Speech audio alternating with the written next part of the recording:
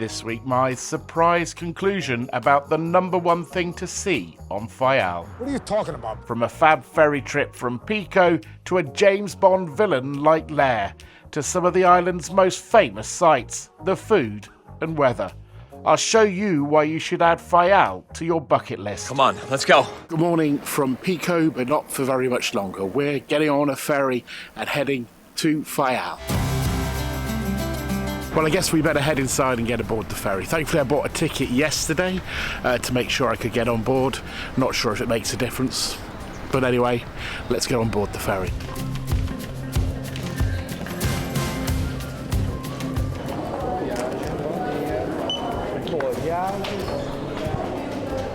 The journey between Pico and Faial takes between 25 and 30 minutes.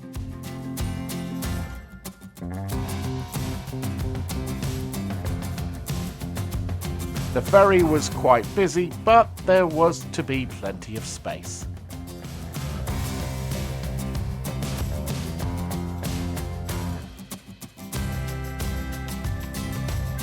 So why haven't I taken the hire car from Pico with me? Well, one, I couldn't get it on this ferry, and two, the cost of hiring a hire car in Faial is not very much. I also wanted to go early because I thought you'd get some great views, including this one, looking back at Pico itself.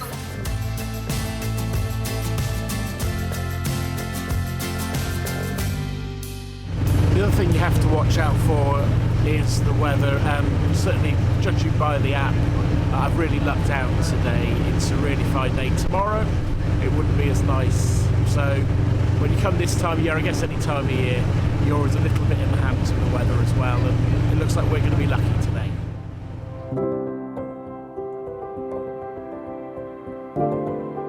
Before long, the little ferry had closed in on Horta, the main town in Faial.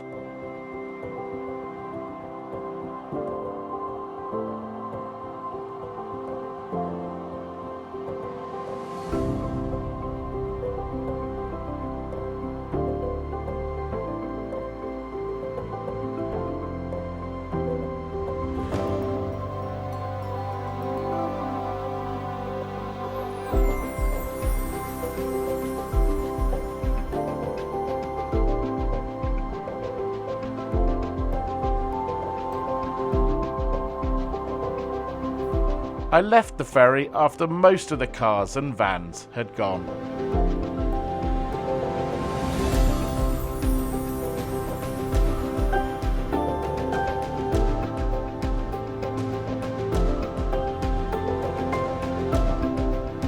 So I don't know about you, but I always find the sorting out of hire cars mildly stressful, putting the deposit down and not sure whether it will ever come back, and looking at some of the other deposits from my previous journeys on these islands and seeing whether they've come back or not. So anyway, it's all sorted out. We've got a car to find. We've made it up to the first of the viewpoints, which is to the south of the island, and if we look out in that direction, basically if you carry on going, it's Brazil. What this view gives you though is a sense of just how small an island this is. Not very big. It's not going to take us too long, hopefully, to get around and have a look. You can be forgiven for feeling you're the only tourist in town. I know it's a lot busier in the summer on Faial, but certainly coming to the Azores at this time of year, it's a lot quieter. Well, I was about to head out across the island, but we've got one final chance to have a look across at Pico. I now headed out of Horta and pretty soon reached the island's small airport, which you can see on the left-hand side. Here is the plan for the road trip. West along the south coast, past the airport to the famous lighthouse, before doubling back around Faial to Horta, and I'll show you an unusual tourist attraction and have lunch. I was looking forward to seeing this area created by a recent volcanic eruption, but it was still quite something to see the landscape suddenly change. If there's one place you see when you Google Faial, it's probably this area of the island, famous for the effects of an eruption in this area a couple of decades ago. Well, I don't know about you, but this feels like we're just about to go into a Bond villain's cave. Far through the mountains, whispers of night. The interpretation centre was stark but eye-catching.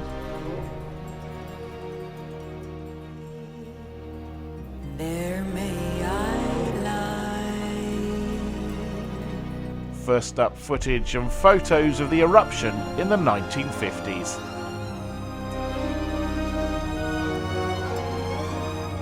It was so quiet when I was there that this 63-seat cinema was mine alone.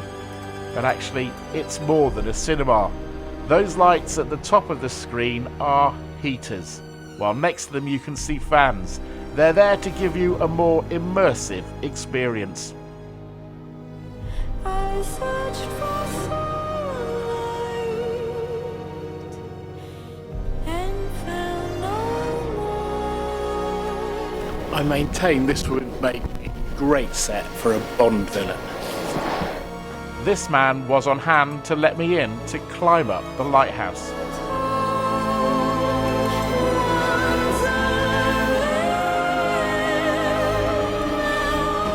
Whilst for many this is the main attraction on Faial, very soon I'll tell you why for me it wasn't.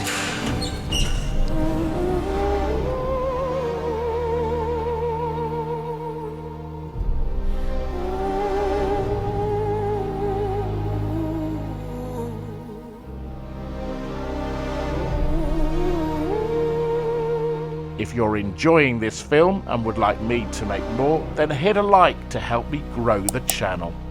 Well, we've made it to the top of the lighthouse. What amazing views. I could head up the path there and get some other views, but I think I'm going to call it a day on this part of the island, largely because time is of the essence, and I do have to make sure I'm back in Horta in time for the ferry. While this video is focused on Faial, at the end I'll show you where I stayed on Pico, which I hope will help you if you're planning a similar trip.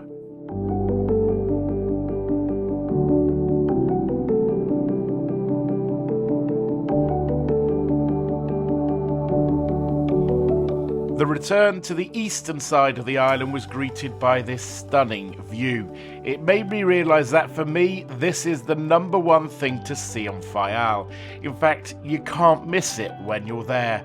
I'm not sure that the footage does it justice. Mount Pico is magnificent.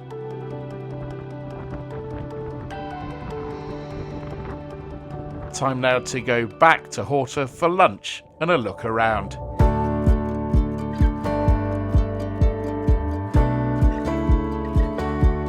We're now in Horta, my hometown. Horta? I think so. Anyway, we come into the centre. It's not the busiest of places, but to have a look at a couple of the main attractions, the first of which is just behind me. This sailor graffiti in Horta, created by passing crews, is quite something. I'm not sure my little film can really do all this artwork justice. There is so much of it, it's everywhere. I'll try and continue to give you a flavour of it, but I think it's pretty epic. Well, there's one place every guide says you should go to eat if you're here in Horta, and it's right behind me, Peter Cafe Sport. So let's give it a try.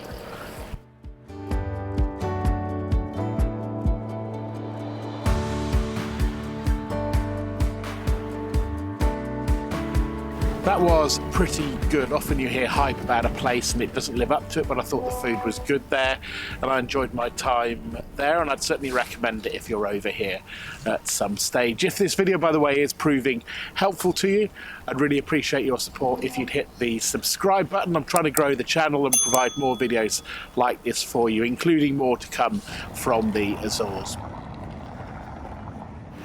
We've made it back to the port now. Time to get back on board the ferry and return to Pico.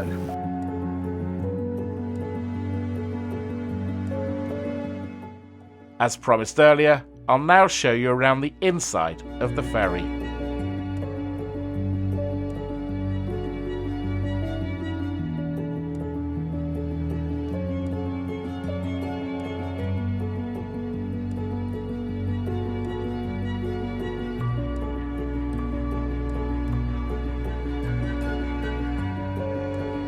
I'm thinking of returning to the Azores in the future. Have you any suggestions for where I should go? Let me know in the comments.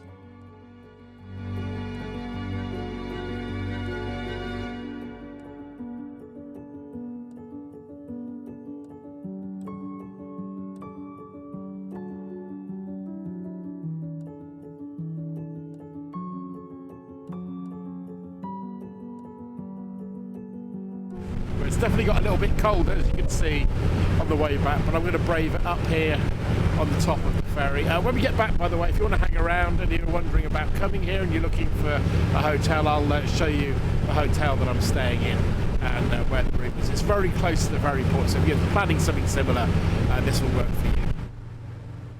The Atlantic, though, is quite a bit choppier than it was earlier in this video.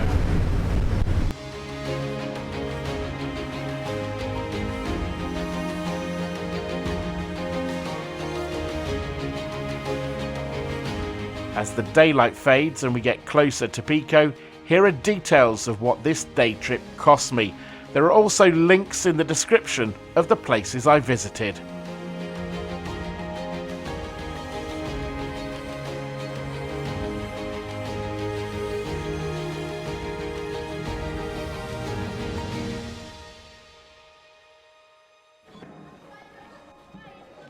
So to my final promise to show you where I was staying on Pico, which was about 2 minutes walk from the ferry terminal. And so we're right by the ferry port, so it's really easy to get off the boat, and it's a 3-minute walk to get there. Anyway, here is the bathroom.